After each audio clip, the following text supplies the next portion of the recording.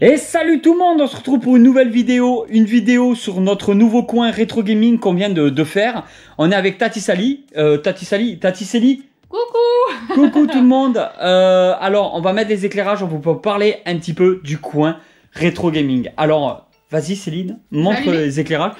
Parce qu'en fait en haut du QG là, regardez ça va péter, ça c'est quand on tourne les vidéos, clac. Un seul bouton. Un seul bouton on appuie et on a un éclairage pour pouvoir, c'est un éclairage juste pour tourner les vidéos. Celui-là on le garde pas comme ça. Alors, bonjour tout le monde. Coucou. Pour le coin rétro gaming, qu'est-ce qu'on a fait alors exactement? On a enlevé la planche, vas-y. Je te tiens la caméra, je te... Voilà, là, aujourd'hui on la joue vraiment version vlog. Au départ, c'était une planche avec 4 pieds. C'était une planche qui allait jamais tenir dans le temps. Et en fait, c'était une planche parce que, souvenez-vous, au départ, il y avait donc le circuit Carrera. Au tout début, oui, c'était exactement ça, le circuit exactement. Carrera. Ouais. Ce qui s'est passé, c'est qu'au fur et à mesure, on a mis des télé cathodiques, ça pèse une plombe, on a mis les consoles, on a mis plein de choses et tout. Et on s'est fait ici le coin rétro gaming. Le problème, c'est qu'un circuit Carrera et un coin rétro gaming, c'est pas du tout le même poids. Surtout quand on a des beaux bébés comme ça qui pèsent autant qu'un frigo ou un congélo. Donc en fait, le problème, c'est que la planche, un jour, un matin, on allait descendre au QG, tout allait être par terre. Ah, mais un jour ou l'autre, oui, je pense qu'il y a eu un des pieds qui allait potentiellement péter. Et alors là, c'est fini. Tout s'effondre. Ouais. Tout s'effondre. Donc en fait, on a dit qu'est-ce qu'on peut mettre. Est-ce qu'on va faire... Au départ, on voulait peut-être fabriquer un meuble nous-mêmes, bricoler, mesurer, monter un meuble, trouver des solutions. Acheter des planches et tout, oui. Et là, tonton déclic. Oui, il y a tonton téton et tonton déclic. Et en fait, il y a plusieurs personnalités en moi. Et le tonton téton, parce qu'il aime les tétons. Mais après, il y a le tonton déclic, c'est lui qui prend la relève pour faire un tonton un peu plus intelligent parfois. Et en fait, ce tonton-là, il a une bonne idée. Parce que ce tonton, il a fait quelque chose de dingue. Le meuble qui tient les Detolf, on a fait une vidéo sur ces meubles qui tiennent les Detolf. C'est quoi? Des Kallax, des trucs? Kallax, oui. Kallax, c'est ça? Kallax, je l'ai dit du premier coup. C'est les meubles Ikea de très mauvaise qualité, mais qui arrivent à tenir des poids assez intéressants. Et en fait, on a décidé de mettre tout simplement 2 Kallax noirs, comme on a utilisé pour les 2 qu'il y a pour les 6 Detolf. Ouais, c'est ça, pour 6 Detolf. Et en fait, on a rajouté les meubles ensemble. On les a mis les uns à côté des autres. Et la particularité, c'est que déjà, ça va tenir largement le poids des télés. Il n'y a vraiment aucun problème. Et alors, ce que j'adore, c'est qu'en bas, on peut y mettre les consoles. Ouais, console et télécommande en fait. Voilà, les câbles, ils sont un petit peu cachés en dessous et tout. Voilà, bon, c'est quand même beaucoup mieux. Il y a tellement de choses à dire. Il y a vraiment beaucoup de choses à dire sur le coin rétro gaming. Nouvelle console, cette fois-ci on a que du vrai. Oui. On a fini par vendre donc la Sega Joyeux Anniversaire émulation. Oui. Qu'on a vendu pour avoir une véritable Sega. Alors, il y a la Sega 1, la Sega 2. On va en parler. Parce qu'en fait, nous on a pris la 2 parce qu'on a eu une bonne affaire, une bonne opportunité pour avoir la console. Personnellement, j'aurais préféré avoir la 1. Parce que c'est mon enfance, c'est celle que moi j'ai connue dans mon enfance. Certains ont connu la 2, certains ont connu la 1. Le truc, c'est que il y a une différence entre les deux, c'est pas tout à fait les mêmes. Alors il faut savoir que les jeux s'adaptent sur les deux consoles, il n'y a aucun problème. La Sega Mega Drive 2, en gros c'est la 1 qui a été rééditée un peu plus tard. Version carrée, notre design, c'est un peu comme Play 1 et Play 1, je sais pas quoi, qui est un peu plus petite, voilà, un nouveau design, bon bref, ça on s'en fout. Il y a des inconvénients sur la 2 qu'il n'y a pas sur la 1. Donc le bouton poussoir ici, c'est un peu fragile je trouve par rapport à la 1. Où c'est vraiment un bouton clac-clac comme la Nintendo 64 par exemple. Donc bon, le bouton poussoir c'est un peu fragile. Nous après on les a démontés pour bien en prendre soin et tout. Et alors par contre, hop, on va l'éteindre. Alors, là je la rallume, voilà le bouton poussoir. Donc en fait par contre, la 1, ce qu'il faut savoir... la Mega Drive 2, c'est qu'elle a un problème. Et je suis allé sur plusieurs groupes, je me suis renseigné avant de l'acheter. Il y a un problème sur cette console, c'est que en fait, elle a un défaut de son et de grésillement qui peut apparaître suivant la date d'année que vous achetez votre console, la série de votre console, etc. J'y connais pas grand chose en rétro gaming, attention, voilà. Il y a des experts. Je sais que parmi vous, les abonnés, il y a des gens qui s'y connaissent 1000 fois plus que nous et qui pourront peut-être mieux vous aiguiller en commentaire. Nous, on vous donne à chaque fois Oui, notre ressenti, notre avis. Expérience à nous. Et, ouais, voilà. Voilà, c'est Céline. Et en fait, le truc, c'est que cette console, la Sega Mega Drive 2, peut présenter des problèmes de son et de grésillement. Nous, elle a été vendue, on l'a eu pour pas cher, parce que la personne disait qu'il y avait quelques petits soucis à ce niveau-là, justement. Je me suis renseigné sur Internet, les problèmes peuvent être résolus assez facilement. Donc je dis, bon, on va essayer, on va voir. On l'a prise, ça m'a pris moins de 10 minutes. Recherche compris. Oui, oui. Je suis allé sur YouTube, j'ai tapé problème Sega Mega Drive 2 machin. Je suis tombé sur une vidéo, la personne super sympa qui expliquait quoi faire. Péritel, en dévisse. Il y a une petite cosse qui fait 4 mm, voilà, noir, qui permet, d'après ce que j'ai compris, à la Sega quand on l'allume, que la télé soit directement sur la bonne chaîne. C'est quelque chose comme ça. Sauf que ce petit truc noir, va être avec le temps, tout ça, bon je sais pas, avec l'utilisation, va être un petit peu défectueux, il va faire des problèmes d'image et de son sur la console. Donc en fait avec un cutter il faut la déconnecter, voilà, il y a des traits à certains endroits à respecter. Je l'ai déconnecté et plus rien, image, son, nickel. Ouais, c'est magique hein. Tous les jeux, comme la Sega 1, franchement je suis trop content d'avoir réglé ce problème en moins de 10 minutes. Ça m'a rien coûté du tout de le faire. Et donc avec cette console, on a quelques petits jeux là. Parce qu'en fait, alors ce qu'il faut savoir, c'est que la Sega, c'est ma console de cœur. Voilà, il fallait qu'on en parle. Donc on a eu un lot en fait avec la console et des jeux que j'ai achetés séparément. Donc j'essaie de revoir en priorité les jeux que j'ai eu dans mon enfance. Céline n'a pas connu cette console. Donc elle me suit, elle s'en fout, mais... Un peu, oui. Voilà, mais ouais, mais ça te plaît comme console. Ah oui, non, bien sûr. Mais en fait, je peux pas dire j'aimerais bien avoir celui-là ou celui-là puisque je ne les connais pas. Donc c'est pour ça que je ne donne pas mon avis puisque tout simplement, je ne les connais pas. D'accord. Donc, Sonic 1. À l'heure où on tourne cette vidéo, croyez-moi qu'on aura acheté le 2 parce que je trouve que le 2 est tellement mieux que le 1. Voilà. Tailspin, donc c'est un jeu que j'ai eu dans mon enfance, que j'ai beaucoup aimé, qui n'est pas du tout exceptionnel, mais je trouve que c'est un très bon jeu. Attention, on essaie d'avoir des jeux dans un état correct. Correct. C'est pas les meilleurs jeux 1000K du monde, tout ça, mais en tout cas il y a une notice, et il y a le jeu dedans, et le boîtier, ça va. Il manque la languette, mais voilà. World of Illusion de Mickey Mouse and Donald. Et tu sais pourquoi Mickey Mouse? Oui, parce qu'il y a Mario. Mario Bros. Ouais. Eh, ça tue. Ouais, ça brosse. Voilà. Donc ça c'est un jeu exceptionnel, c'est des barres de rire. Ça c'est trop rigolo. Hein. Ah ouais, c'est trop drôle. Et puis quand on joue à deux, on a intérêt à avoir une bonne équipe parce que si on a un coéquipier qui pense qu'à sa gueule, c'est mort. On peut pas avancer, ouais. Non, non, il est très très bien. Le Roi Lion. Alors là, par contre, le boîtier, il est vraiment très très propre. Ouais, et puis dans celui-là, là, mais même l'autre, il y avait marqué Virgin. Virgin, c'est pour ceux qui connaissent, c'était un peu comme la Fnac. Et je sais pas s'ils ont tous fermé ou pas, les Virgin. En tout cas, près de chez nous, il y en a plus aucun. Hein.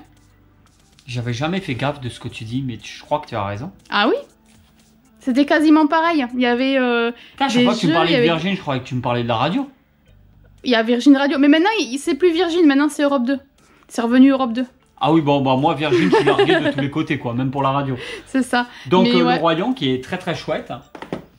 Les Schtroumpfs, celui-là, je l'ai pas du tout connu, mais il faisait partie du lot qu'on a eu avec la console. Certains, je crois que c'est Damien qui m'avait raconté qu'il était très difficile.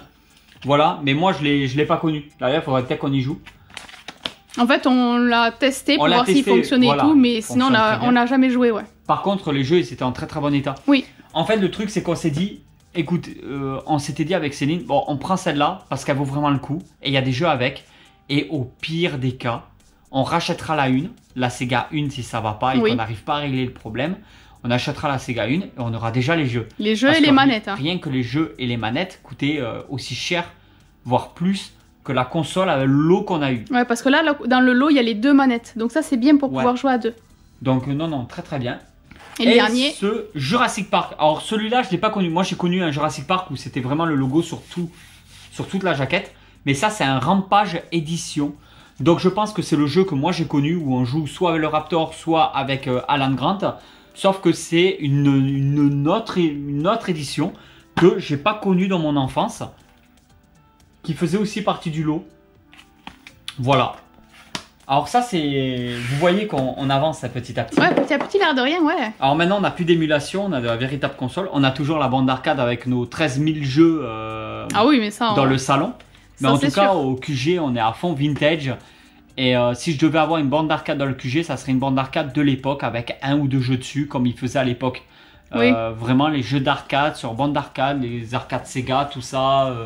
Non, vraiment, la bande de l'époque, j'aimerais bien en avoir une à mettre dans le QG. Voilà, ça fait partie des futurs projets que l'on a.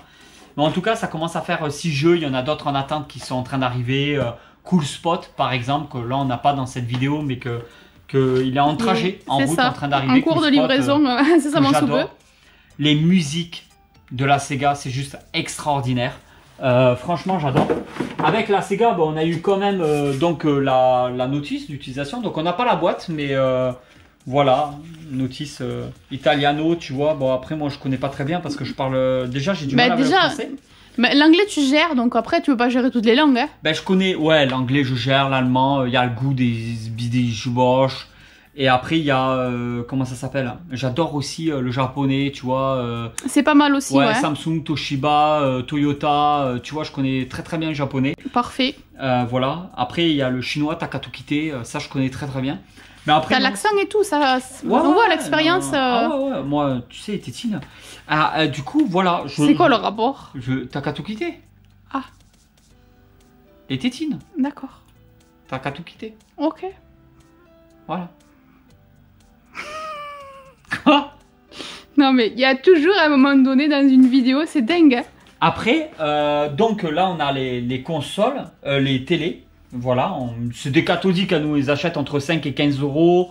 Voilà, il y en a à 5 euros, d'autres 10, d'autres 15. On met jamais plus de 15 euros. Et on se fait plaisir avec des cathodiques. Il y en a une dans les chiottes là-bas à 5 euros aussi. Parce que j'achète plein de cathodiques. Dès que je vois des cathodiques, j'achète des cathodiques. On a plein de cathodiques partout. Ça commence à se cumuler. Et voilà. Alors pour l'instant, on les cumule aux toilettes. Là où on a de la place. Et donc on va continuer. Donc ça, c'était la Sega 2. Ensuite, on a la NES. Alors la NES, par contre, vous l'avez déjà vu dans les autres vidéos précédentes. Voilà, on n'a pas continué pour l'instant au niveau des jeux NES. Mais on a des projets pour certains jeux. De la bellicitude et de la joyeuserie, vous en voulez. Il y a une Nintendo 64 avec pour l'instant 3 manettes.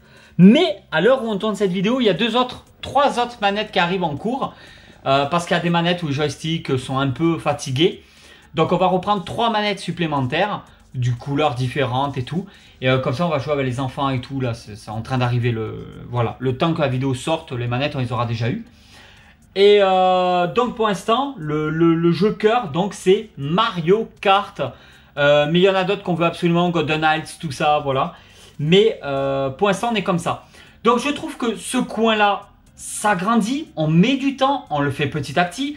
On manque aussi de connaissances, bien évidemment. Pour l'instant, on a 3 consoles, 3 télés. On a pris des consoles qui nous plaisent. Après, chacun va défendre sa console. Il y en a énormément qui me disent... Mais prends aussi la Super NES, donc la Nintendo qui est sortie après la NES, quoi, la Super NES.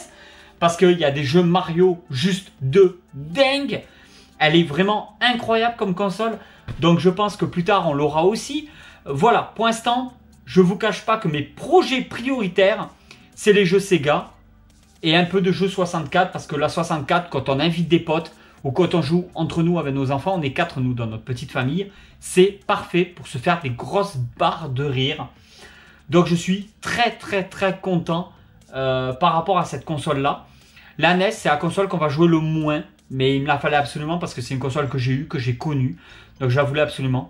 Et voilà, moi c'est Sega. Je savais pas trop quand je me suis remis dans le rétro gaming, tout ça. Je savais pas trop quelle était ma console de cœur, qu'est-ce que j'adorais, tout ça. Maintenant, je peux vous le dire, hein, clairement, c'est Sega. Céline, je peux répondre à ta place, je pense que toi, c'est la Play 1. Bah oui. En fait, c'est vite trouvé, puisque ma première console que j'ai eue, ça a été la Play 1. Qui t'a beaucoup marqué peut-être avec certains jeux? Oui. Ah bah oui, oh bah, Tekken 3 qui m'a... Ça c'est le coup de cœur.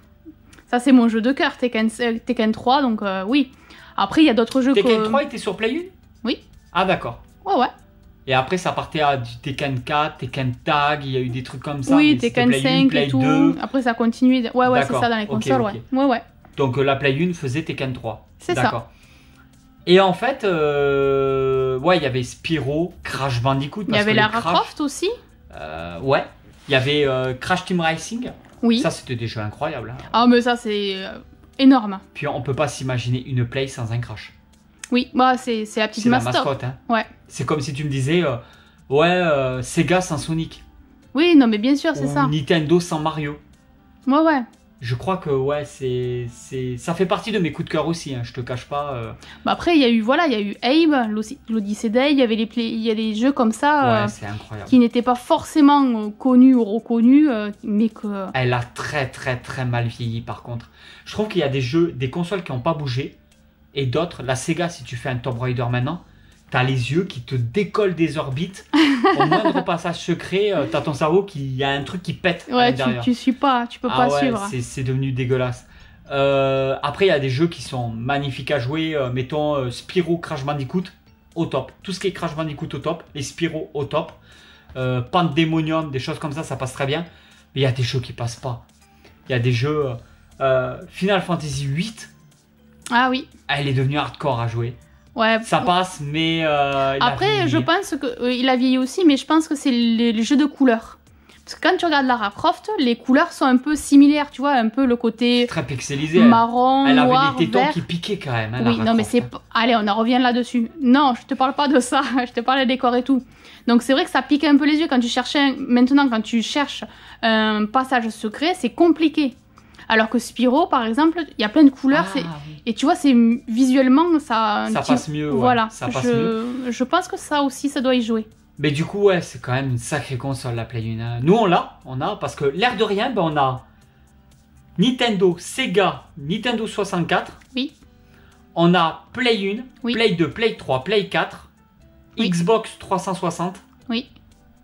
Et après, c'est des petites consoles. Ouais, comme ça, voilà, mais voilà.